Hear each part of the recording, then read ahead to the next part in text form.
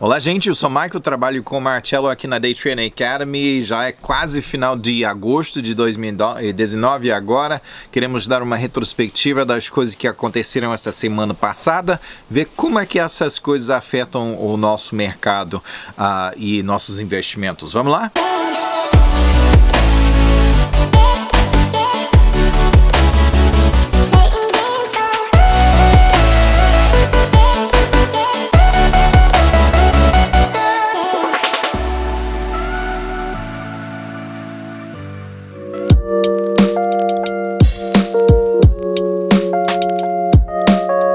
Outra montanha russa nos mercados dos Estados Unidos. Essa semana ações subiram mais de 1% na segunda-feira, depois que China divulgou seus planos de uma reforma nas taxas de juros. Investidores interpretaram isso como sinal de melhoras na economia global. Mas na terça-feira as ações encerraram uma subida de 3 dias. A sexta-feira, semana passada, tinha subido muito que nem foguete, também segunda-feira, mas houve uma recuperação na quarta-feira de manhã, perto de 1%.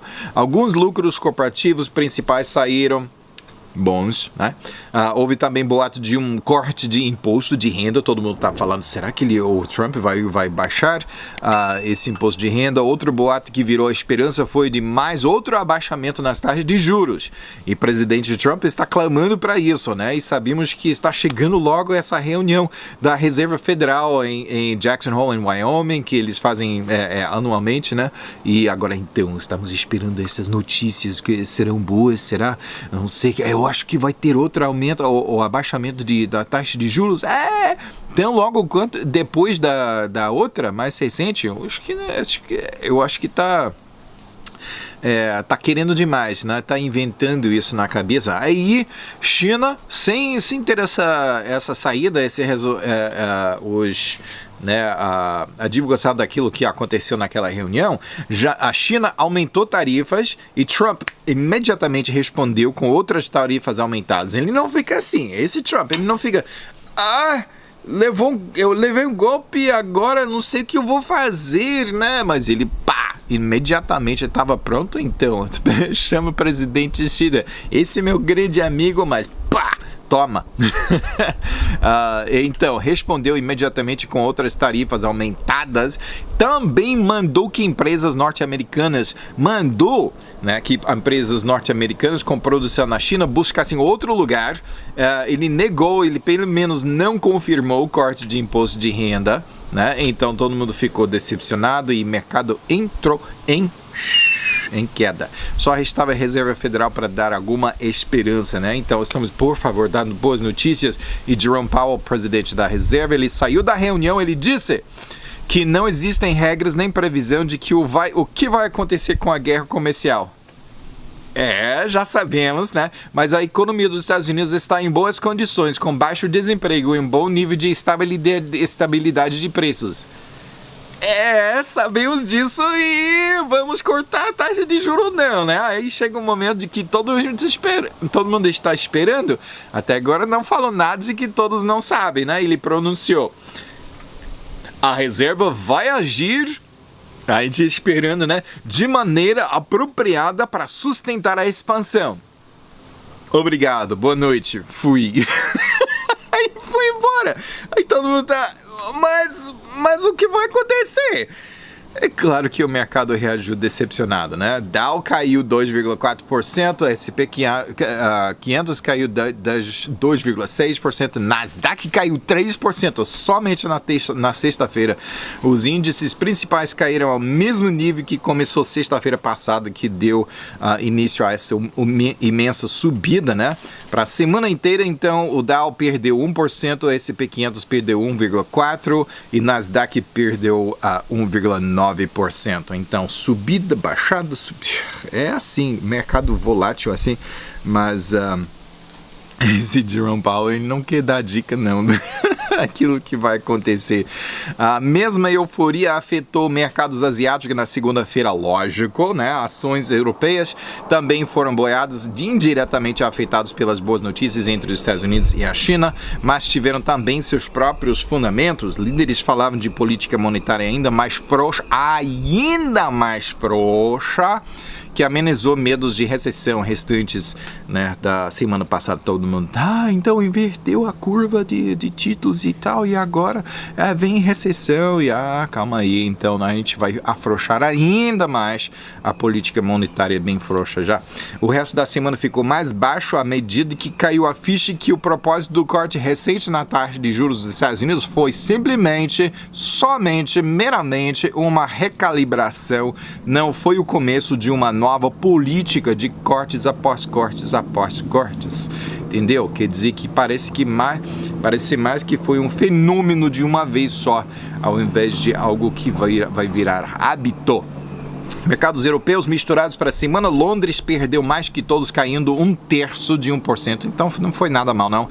Itália ganhou 0,7%. Istambul, então, isso para falar em Europa própria, né? Istambul subiu 1,5% e a Rússia subiu 1,8%. Das Américas também misturados. México subiu 3,1%. A Bovespa caiu 2,2% e Santiago perdeu 3,2%, mas isso para manter para fora né, quem ganhou o mais, né, que foi, claro que foi a Argentina, pelo menos dessa vez não perdeu quase assim 47% esta vez. Hoje, quer dizer, essa semana somente perdeu 14,4%, ainda está em queda, né? Então, quem sabe vamos ver uma reação e melhores dias para a Argentina. Tomara que sim. Da Ásia também misturados. China subiu 2,6%, a Índia perdeu 1,8%. Bitcoin subiu esta semana de maneira razoável, assim, 3,7%, é pouca coisa, né? Para mercados de ações, se subir 3,7% é muita coisa, né? Mas para Bitcoin, essa é uma semana bem calma, né? Chegou a $10.438 por moedinha digital. A situação da Argentina continua a ser precária, ainda não pagou a dívida de 57 bilhões de dólares ao Fundo Monetário Internacional da última crise e não tem como pagar. Questão então será que o Fundo Monetário Internacional estará disposto a resgatar outra vez se nem consegue pagar a vez anterior, né? Duvido. Investidores estrangeiros venderam 5 bilhões de dólares em ações brasileiras até agora em 2019, é uma alta de 13 anos. Por outro lado, há grande interesse em várias OPIs, ofertas públicas iniciais brasileiras recentes. Fundo Monetário Internacional alertou contra tentativas de governos de enfraquecer suas moedas. Será que governos fazem assim?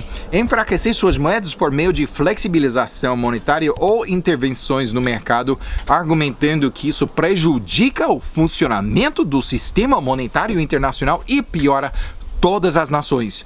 Será? Né? É como a professora que já perdeu o controle da sala de aula, entrando e explicando para os alunos por que eles devem manter, né, silêncio e quieto. Aí, será que está fazendo diferença? Acho que não. A Alemanha vendeu títulos de 30 anos com rendimento negativo pela primeira vez em um leilão na quarta-feira. De curto prazo já estava vendendo negativos, mas agora a curva toda, desde curto prazo para longo prazo, está sub-zero, território desconhecido. Yuan chinês continua a cair em relação ao dólar, fortalecendo o lado chinês a curto prazo na guerra comercial. Curto prazo, né? Eles facilitam as compras de países estrangeiros dos seus produtos domésticos aí, com essa manipulação da sua moeda, mas ao longo prazo, a minha opinião é que ao longo prazo eles não aguentam, a China não aguenta não, vai ter que chegar a um acordo com os Estados Unidos. Enquanto isso, tudo que se classifica como dívida nos Estados Unidos já está aumentando, né? Mais e mais dívida, seja pessoal, seja governamental. Parece que tanto o governo quanto os cidadãos acham que não vai nunca ter que pagar. Chega um dia, né? Vai ter que pagar o pato, e o pato agora está com fome. A participação do mercado do petróleo da OPEP tem baixado. OPEP? Não tem mais participação. OPEP irrelevante. Tem baixado até só 30% de vendas globais desde seu pico de 35% em 2012. A OPEP perdeu a produção da Venezuela e Irã e está também voluntariamente se limitando no esforço para sustentar os preços, né? O que mais que eles podem fazer? E agora, com menos participação, está mais enfraquecido. Os preços do petróleo seguiram o mercado subindo no início da semana, felizes das notícias de estímulo, e depois caindo. O orçamento nacional da Rússia está equilibrado e funciona no azul, contanto que petróleo permaneça acima de somente $49 por barril, o menor preço, garantindo solvência em mais de uma década. Peraí. Desculpa. Petróleo misturado esta semana. Petróleo bruto dos Estados Unidos baixou 1,4% para $54,17, né?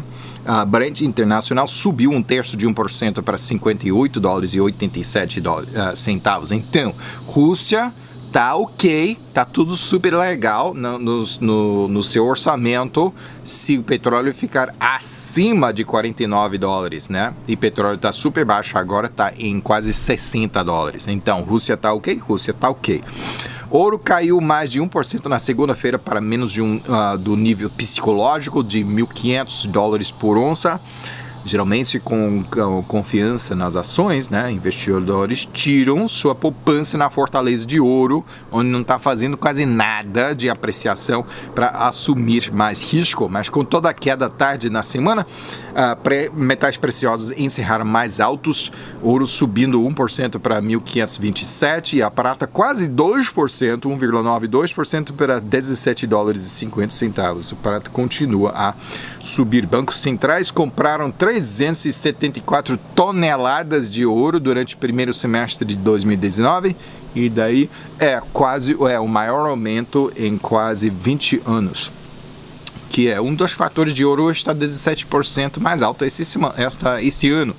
Né? Os maiores compradores continuam sendo a Rússia e a China. Banqueiros centrais em todo o mundo parecem estar se preparando para a nova norma de taxa de juros negativas e maior instabilidade financeira. Presidente Macron se achou professor moral para presidente Putin. Ele quis, né, dar lição para ele. Ele disse que Putin, você deve seguir princípios democráticos depois dessas manifestações que está passando em Moscou. Né? Putin respondeu, pelo menos não tem meses de protesto tipo colete amarelo. Pum! Caiu o microfone. Esse Putin, né? Ajeita a tua casa antes de falar de mim, entendeu?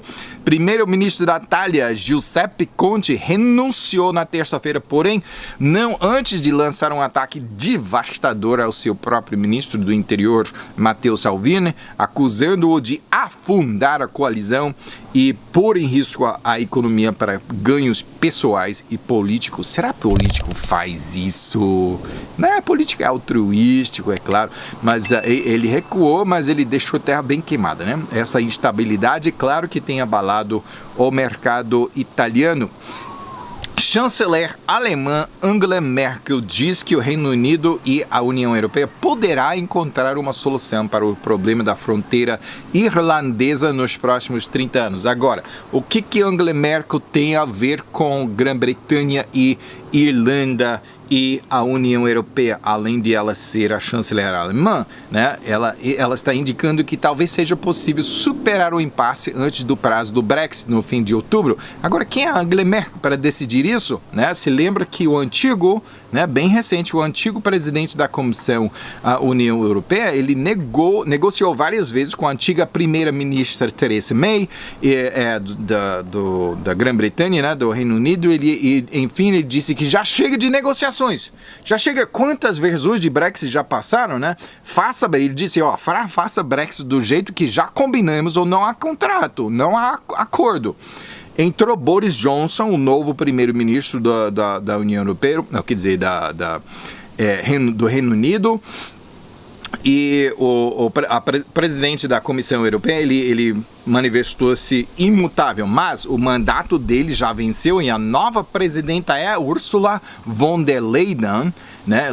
Von der Leyen, que não é somente conterrânea da Angela Merkel, mas amiga e parceira política. Então agora faz sentido, né? Quer dizer, se Angela Merkel da Alemanha aprovar a Comissão Europeia, vai provavelmente logo seguir por essa amizade e por união de pensamento, é claro. Ponto para Boris Johnson, né? Apesar daquele cabelo que pessoalmente acho pior do que o cabelo de presidente Trump. Mas quem sou eu de reclamar de cabelo, né?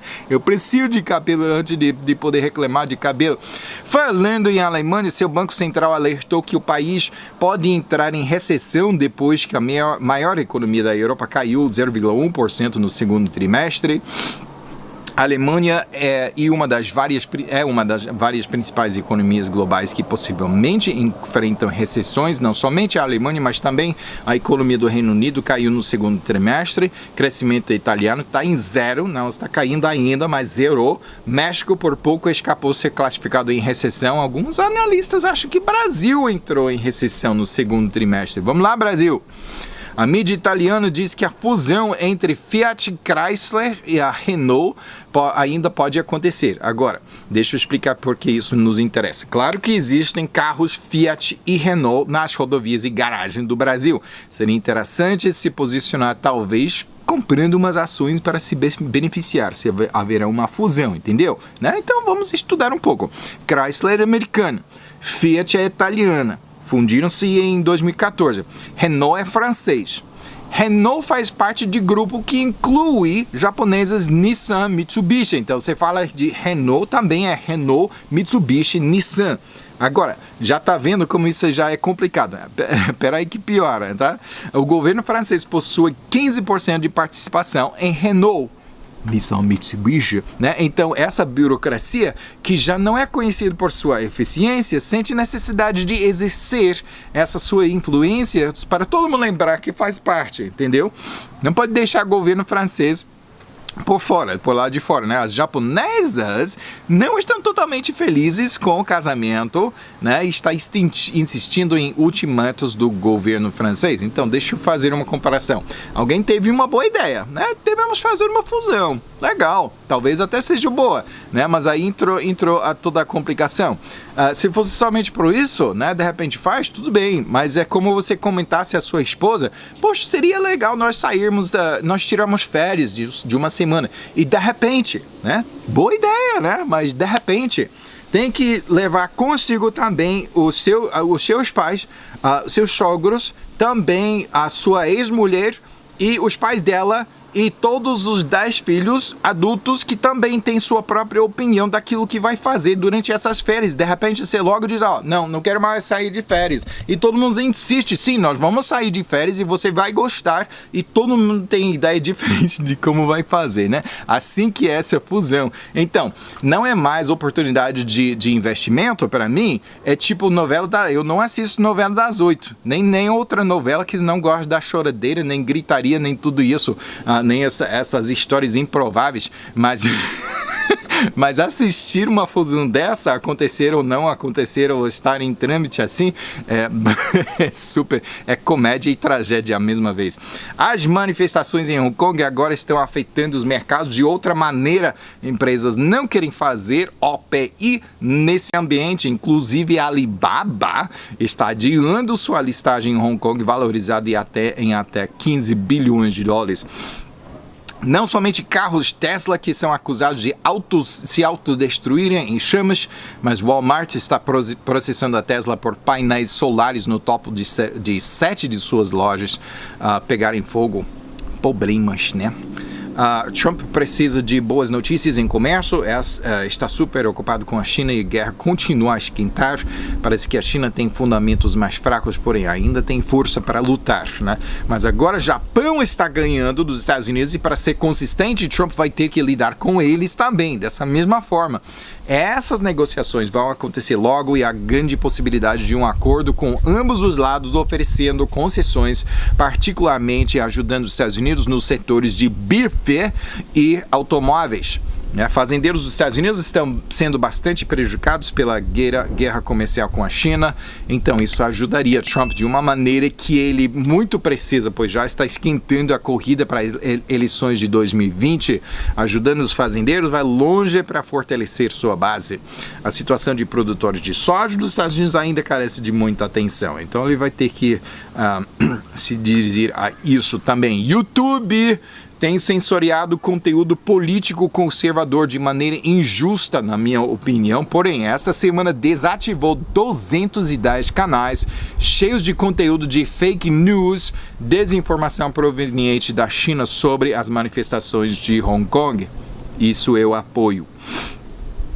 Amazon é a empresa, não o rio. A Amazon está mostrando ao governo francês o que acontece na prática quando economistas centrais procuram impor desvantagens artificiais para regulamentar equilíbrio entre empresas. Coitado dessas empresas pequenas, então nós vamos equilibrar o negócio. A Amazon tem vantagem, então nós vamos impor desvantagem artificial para equilibrar, né, o campo de jogo.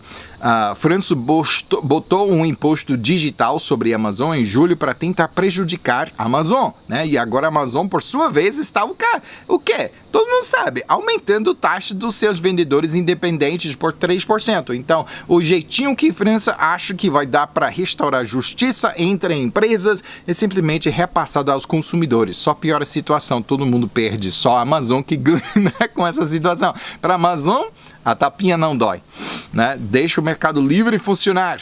Cabe à empresa anacronistas a adaptarem-se ou morrer. E pronto, é Darwin.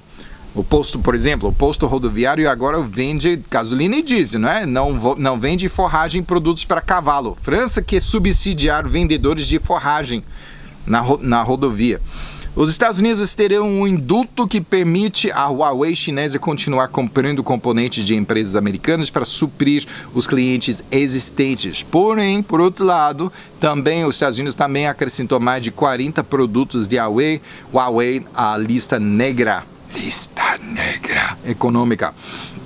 Hong Kong está se preparando para mais manifestações esta semana, têm sido pacíficas até recentemente. Esses dias têm sido pacíficas, graças a Deus. É a 12ª semana dos protestos, não vão embora. Não há sinais de enfraquecimento desse movimento, né? Muito apesar da China, né? A Austrália se juntará a uma coalizão naval liderada pelos Estados Unidos para proteger a navegação no Golfo Pérsico. Cerca de 15% do petróleo bruto e 25% a 30% do petróleo refinado destinado à Austrália transitam pelo Golfo. Então, tem interesse em verificar a segurança. Por outro lado, o presidente iraniano Hassan Rouhani ameaçou que se as exportações de petróleo do Irã forem reduzidas a zero, as hidrovias internacionais não terão a mesma segurança que antes, né? Então, ele está ficando bravo. A operadora de uma rede global de sensores de partículas radioativas disse que seus 2 locais russos mais próximos da explosão misteriosa caíram misteriosamente fora da operação meros dias após a recente explosão. Mistério, né? Seguidos por mais outros 2 locais caindo misteriosamente fora do ar. Que coincidência, hein? Claro que a Rússia insiste na sua inocência. Uma queda nos preços globais do café para níveis mais baixos de 13 anos tem iniciado um massivo abalo no mercado em que apenas os produtores mais eficientes sobreviverão, prosperarão. Isso dá vantagem aos mercados que mais aproveitam de mecanização e outras novas tecnologias, principalmente Brasil e Vietnã também, agora superando rivais em lugares como Colômbia, América Central e na África. Por outro lado, o gosto de uma porção significativa de consumidores, eu inclusive, prefere café artesanal. Porque ó, você entra e a safra de café, você pega grãos verdes e grãos maduros também, né? Tudo ao mesmo tempo, né? E torre tudo junto. Não sai tão bem assim, não, né? Quem aperfeiçoa a eficiência pela mecanização e simultaneamente mantém a qualidade de artesanal vai ganhar essa batalha, né? Então presta atenção quem está fazendo justamente. Enfim, o presidente Bolsonaro acusa organizações não governamentais de queimar a floresta amazônica. Agora, para machucá-lo, né? Agora, eu até, por maior parte, eu gosto de presidente Bolsonaro, mas essa acusação de outros, de atores, né, estrangeiros de entrarem e queimarem a floresta é tão ridículo como as pessoas que estão culpando o Bolsonaro por queimar a própria floresta amazônica. Isso não faz sentido, não. Gente, eu morei na floresta amazônica há 17 anos, né? Há ciclos de secas e a floresta que, por mais que seja tropical, né? Que por mais que tropical implique em muita chuva, né? Que acontece, mas passam-se semanas de sol quente sem chuva. Isso mesmo até durante a época de chuvas. É capaz de queimar. Acontece, é natural e não é culpa do Bolsonaro, muito menos requer condenação internacional. Mas agora, o que tem saído desse problema? O que mais importa é que agora sabemos da mais nova e rara espécie de animal do planeta, que antes realmente foi escondido, mas agora que está tudo queimado, então não, está tudo queimado. 97% ainda resta preservado.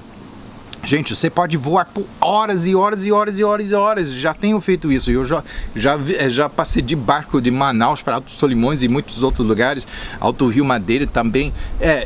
Verde, verde, verde, verde, verde. Você vai cansar de verde, de tantas árvores que tem. Esse lugar, essa rota é a mais desenvolvida que tem, né? O que mais importa agora é que agora sabemos da existência na Amazônia da girafa amazônica de 3 patas, né? Vamos preservar, gente. É sério.